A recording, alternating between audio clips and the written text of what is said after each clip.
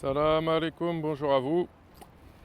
Et voilà aujourd'hui une petite vidéo sur cette petite voiture qui, ma foi, m'a été très agréable à conduire et sur une promesse aussi que nous font Dacia sur un crédit à 0%. Ça, c'est une voiture de location. Déjà, voilà, c'est une voiture de location. Selon les prix, ça se loue des périodes creuses 250 dirhams ou jusqu'à 300 dirhams, voire plus. Ça dépend si vous la prenez à l'aéroport. L'aéroport, c'est ce qu'il y a de moins cher. Mais par contre, ils demandent des cautions, 1500 euros, la carte de crédit et pas la carte de retrait, mais la carte de crédit qui va avec et tout ça. Euh, alors pourquoi Dacia? J'aurais bien aimé ramener une Audi ou une belle voiture, mais Dacia promet le crédit à 0% avec un apport de 50% comme premier, on va appeler ça comme premier loyer.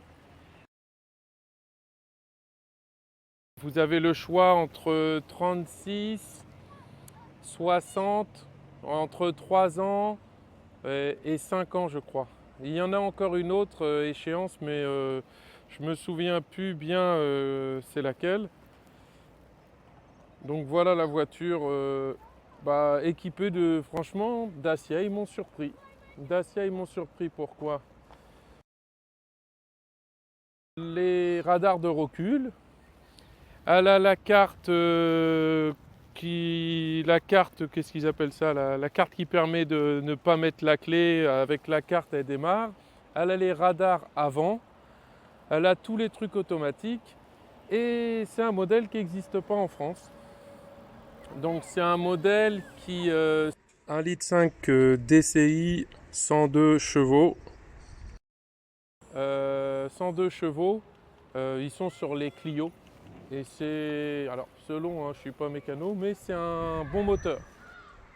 Alors quand vous rendez la voiture, c'est bien, moi je la ramène au truc auto, ça coûte 40 dirhams.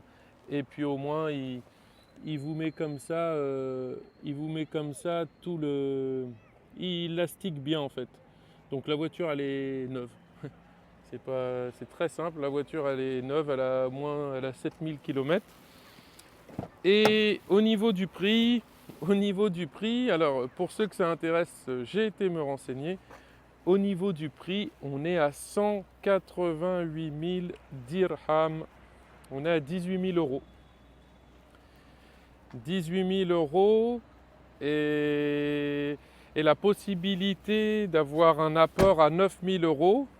Et donc, alors je parlais en euros, ça va être plus simple pour vous, 9 000 euros.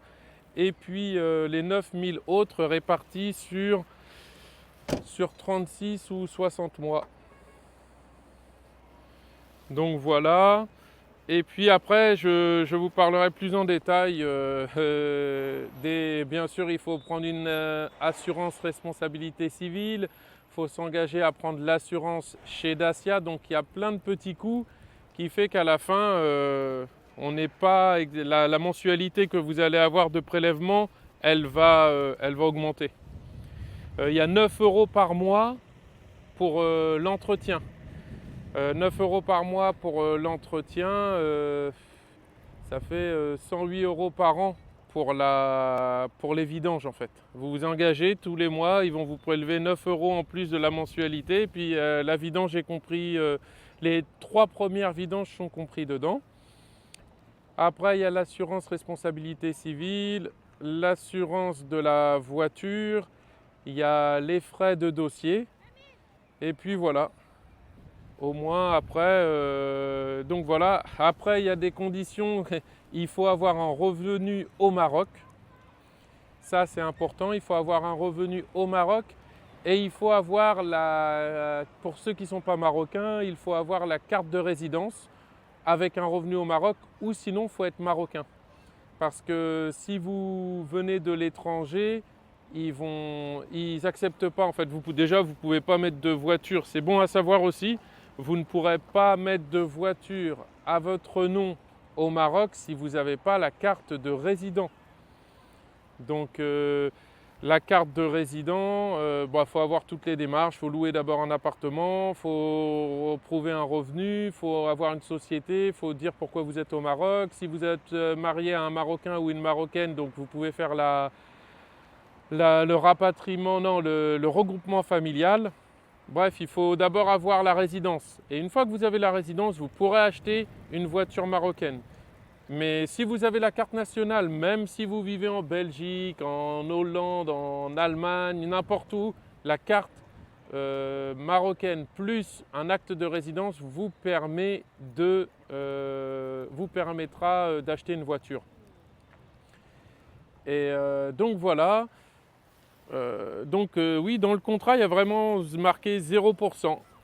Mais il y a une obligation comme je vous ai dit, d'assurance, d'entretien, tout ça avec Dacia.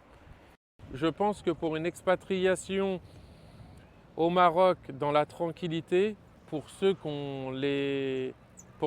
ont les capacités, bien sûr, avoir une voiture plaque marocaine, c'est un grand bien. Et c'est une grande facilité. Et avoir un appartement aussi à son nom, c'est un grand bien.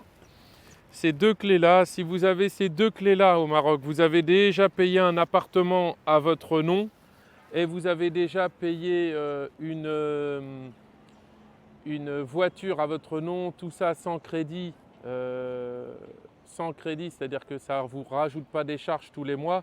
Si vous vous êtes retiré ça du pied, après vivre au Maroc, il restera les écoles et la nourriture et les petits frais. Mais déjà, vous êtes retiré un bon poids sur les finances mensuelles.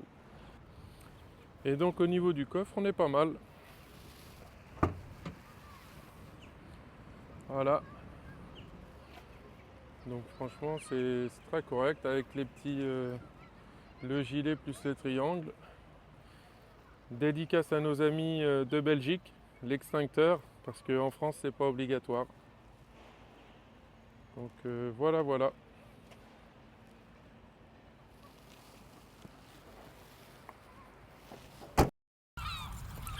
Merci d'avoir regardé la vidéo et restez connectés pour les prochaines.